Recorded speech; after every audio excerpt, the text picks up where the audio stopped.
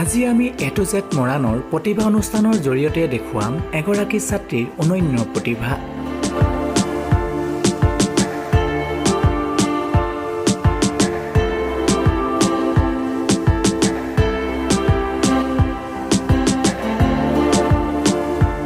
কোভিড-সৃষ্ট সময়ত হোৱা লকডাউনে বহুতকে বহু কথাই শিকাই গ'ল।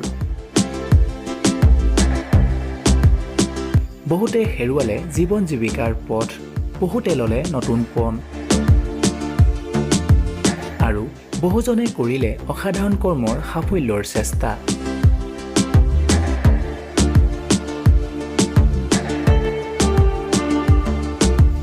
তেনে এগৰাকী ছাত্ৰী হৈছে মৰাণ আহোম গাঁৱৰ নিবাসী দুলাল গগৈ আৰু দীপা গগৈ কন্যা তথা মৰাণ মহিলা মহাবিদ্যালয়ৰ পৰা ৰাজনীতি বিজ্ঞানক মূল বিষয় হিচাপে লৈ স্নাতক ডিগ্ৰী লাভ কৰা দুলুমণি গগৈ।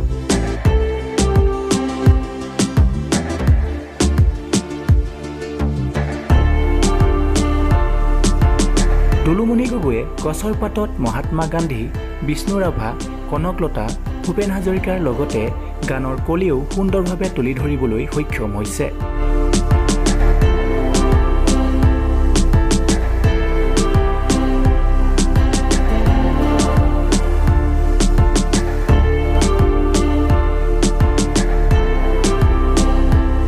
আনুষ্ঠানিক শিক্ষাৰ অবিহনে দ্বিতীয়টো লকডাউনৰ সময়ছোৱাত অবাবত সময় নষ্ট নকৰি ঘৰতে চেষ্টা কৰিলে পত্ৰশিল্পৰ এনে মহান প্ৰচেষ্টা।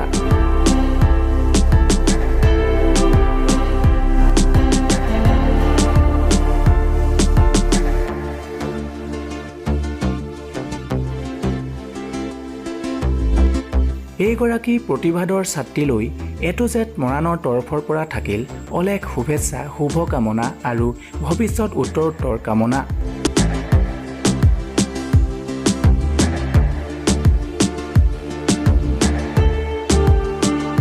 এইগৰাকী পত্ৰশিল্পৰ সৈতে আমি কথা পাতিম, কিন্তু আমি আপোনালোকৰ জ্ঞাতাৰ্থে কৈ থওঁ এ টু জেড মৰাণৰ সামান্য প্ৰয়াস প্ৰতিভা অনুষ্ঠান। এই অনুষ্ঠানৰ জৰিয়তে আপোনাৰ সন্তানৰ প্ৰতিভাসমূহ প্ৰচাৰ কৰিব পাৰে। তাৰ বাবে যোগাযোগ কৰক 9435895689 নম্বৰত।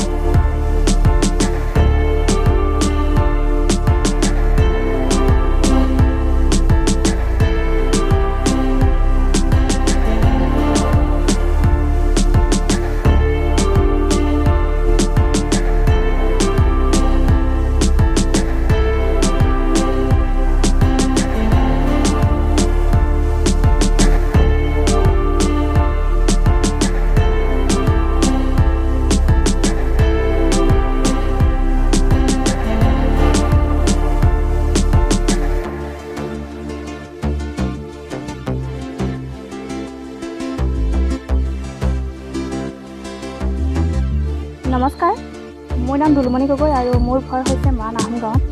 মই মৰাণ মহিলা মহাবিদ্যালয়ৰ পৰা ৰাজনীতি বিজ্ঞান বিভাগত স্নাতক ডিগ্ৰী লাভ কৰিছোঁ আৰু লকডাউনৰ সময়খিনিত যাতে সময়ৰ অপব্যৱহাৰ নহয় তাৰ বাবে মই পত্ৰশিল্পৰ সৈতে জড়িত হৈ পৰিছিলোঁ আৰু কোনো আনুষ্ঠানিক শিক্ষা মই লোৱা নাছিলোঁ।